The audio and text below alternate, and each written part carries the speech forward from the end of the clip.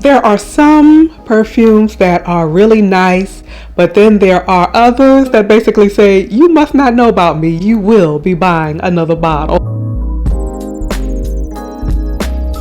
Hi pretty people, it's Crystal, your very own personal beauty pro. And if you are new here, I actually am a beauty pro. I'm a professional makeup artist in the areas of commercial, advertising, editorial.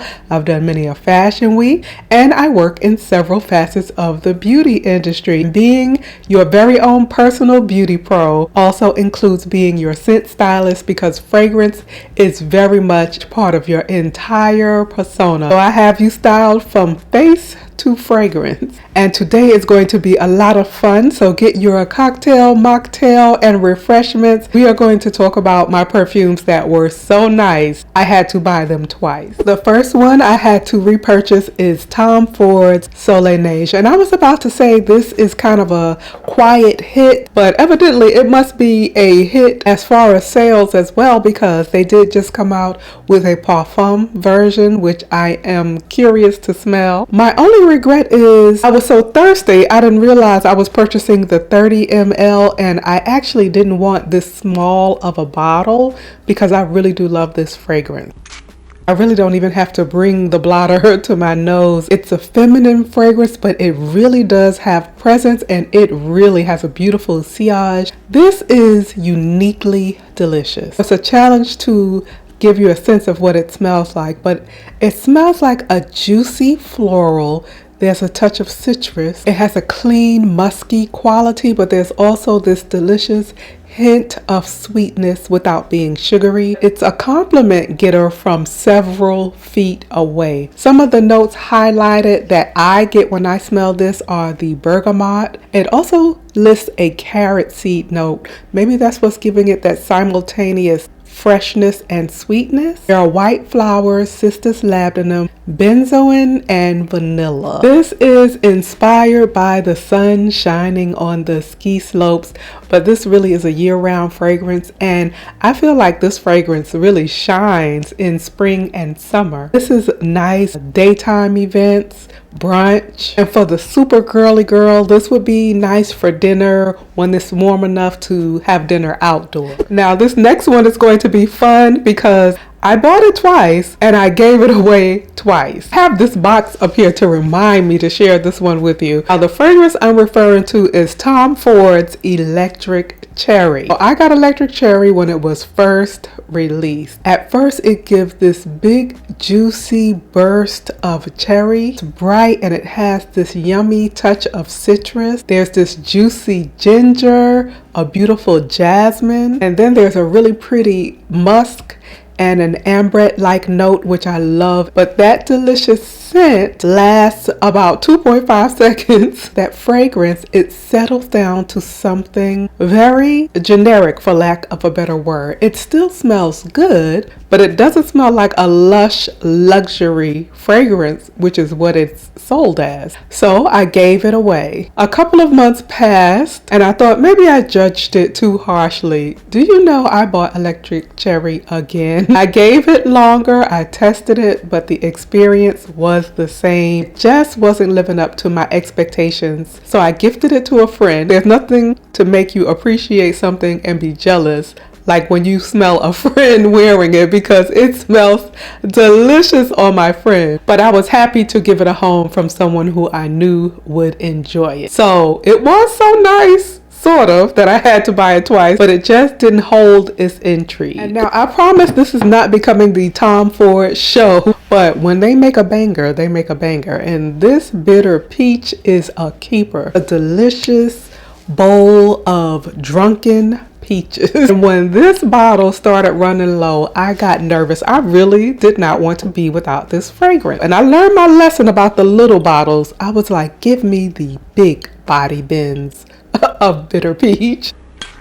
So bitter peach is inspired by the French pêche de vigne, which means peach of the grapevine. So it's a ripe, juicy white peach macerated in a sweet wine, rum-infused Divana oil, blood orange oil. It does have a hint of something tangy.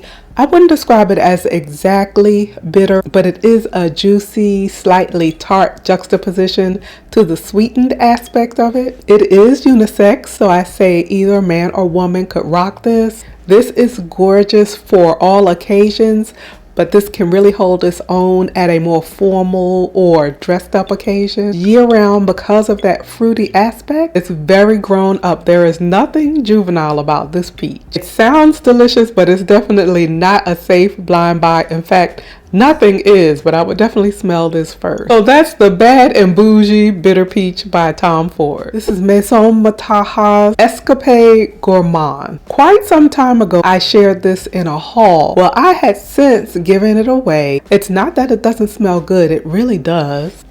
I really liked wearing it, and surprisingly, although it's lighter wearing, it does get compliments when people come nearer. It lingers on my skin for a nice amount of time as well. I guess I was just feeling generous and like I didn't have to have it, but I could not get this fragrance off my mind, and I just could not rest until I got it again. So this has a really airy, crystalline quality. It smells like a toasted, not quite burnt, but more like a toasted brown sugar. Some of the notes are black sugar, tonka, and musk, and that's the vibe you get. It's inspired by a creme brulee, and it is reminiscent of the caramelized top of a creme brulee. I just had to have Maison Mataha's Escapade Gourmand. But this particular perfume, I know Oriana hates to see this bottle coming, because once the rumor got out that this was her scent some years ago, people can hardly mention it without mentioning her, and she's since gone on to create her own fragrances. This is Kilian's Love Don't Be Shy. Now, I said this would be my last one because I really feel like I missed the real heyday of Love Don't Be Shy, because this was in a black bottle, and some of the Kilian fragrances were reformulated when Estee Lauder did what they do when they take over a brand. It still smells good, but it has never really had the presence that I want it to. I love the orange blossom and the sugary sweet marshmallow, which is why I want to smell it more, and I wanted to have more of a sillage. It never quite seemed to jump off, and yet when I got to my last drop, I missed it, and I was minding my own business. I just had to get it back. I did not want to be hating from outside the club. Actually a very beautiful set, and it was a great value. This atomizer, it's very heavy and it's absolutely gorgeous, and it has a refill that pops out and a magnetic cap. This is luxury. Kilian bottles are refillable, so that's why I kept this one, because one day I probably will get it refilled and maybe gift it to someone.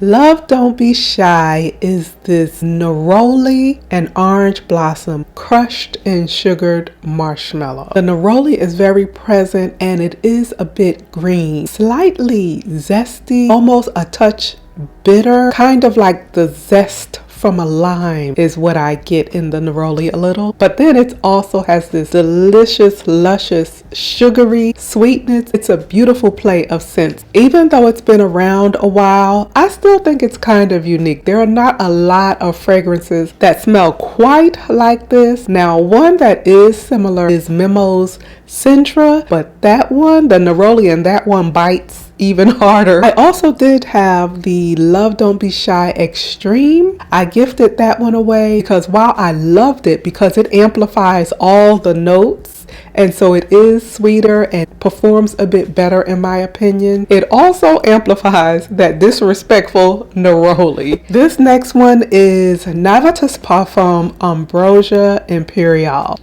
This is another one I don't even need to bring the blotter to my nose. It really is a room filler. This smells like a banana bread is in the oven. The edges are slightly toasted and it's drizzled with a Divana liqueur. An intoxicating, slightly boozy banana gourmand, and there's really nothing quite like it. I blind bought this. I sprayed it once, put it down, got online and ordered a backup bottle, and this is actually my second bottle. This next one is Kayali's Silk Santal, and actually this is bottle number 2 And 3, I purchased the fragrance when it first came out, and that's when it was limited edition, and apparently they meant it. To this day, I will never understand how you take one of your best juices ever and tell us we can't have it. Quite a few months went by where this was unavailable, and at some point I got tired of holding my half-empty bottle in hopes of getting another one, and I didn't want to hoard it. So I really thought to myself, just let someone else enjoy it, and if you're meant to have it again,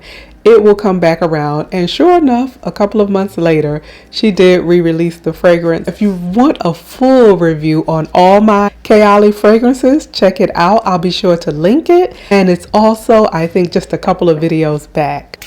This is like a sparkling nectarine sangria with freesia flower petals. It's very pretty. There's this really delicious praline and sugared musk. Some people, when they finally got their hands on it, wondered what the big deal was. It's not that this is this bold, spicy oud fragrance. It is a feminine, light-hearted fragrance, but it's so pretty and it's so delectable with that touch of sweetness. And although it's not super complex, it's also not run-of-the-mill. There's nothing you can exactly compare it to, except of course when other companies do inspired by fragrances of this one. Could be a signature scent. It's a very pretty daytime scent, maybe something for brunch. But I definitely thought it was worth having, and I'm enjoying it. Next one is modern day fragrance royalty. That is Maison Francis Kurkdjian's Baccarat Rouge 540. Here's my empty bottle. This is one of my for life fragrances. As long as I am privileged enough to own it, I will have it in my collection. This really deserves a dedicated review, and I'm thinking about maybe either doing this as a standalone or with my other fragrances from this house. I've been wearing this about 5 years or so. I've been hearing about it for a while and I was hesitant. So I said, let me try the oil. That's not too much of a commitment. I ordered the oil. Soon as I smelled it, I was like, send me a bottle immediately. It was love at first whiff. And the people that I've gotten to try it have felt the same. Usually see their eyes light up and they're like, For me, this fragrance is like an airy breeze of burnt sugar floating on a plume of saffron. Blended in with the sweetness, there's a woodiness, but not heavy. Woody in the lightest, airiest sense. Then there's also something creamy, almost buttery about it. Performance is magnificent. It lasts all day. It lingers in the air. It leaves a beautiful scent trail. But as much presence as it has, it's never obnoxious or cloying. This can be a signature scent, but this can also be a special occasion fragrance. It's highly imitated at this point, but I am still loving Baccarat Rouge 540. This beauty is Parfums de Marly, Oriana. I blind bought this one as soon as it was released a couple of years ago because the pink bottle, and also because I have a few others that I absolutely love by the house. It may be time to give them their own dedicated video too. I saw I was getting down low and I would really hate to be without this fragrance. It's so scrumptious. But when I actually do run out, I do have a backup. Oriana to me is mouth-watering. It's mouth-watering, it's intoxicating. Sweet is simultaneously dense and airy. It's a floral fruity. It has orange flower and it has that really sweet but almost tart black currant, a juicy orange mandarin. It's whipped into this chantilly cream, marshmallow, ambrette. It is just a confection. It's feminine, it's flirty, even though it's floral, sweet, and dessert-like, it is elevated. So it's definitely not your run-of-the-mill fragrance. I think because of the note similarities, some people compare this to Love Don't Be Shy. I really don't get Love Don't Be Shy from this fragrance. I think Love Don't Be Shy is sugary, marshmallowy sweet with the orange blossom, but it leans a touch green and tart. Whereas Oriana Oriana reminds me of kind of this dense, sweet citrus meringue. When this was new, I did want it to project more. I wanted it to have more presence. It's so yummy. I really don't think I could smell this enough. But I will say it's not short wearing for me.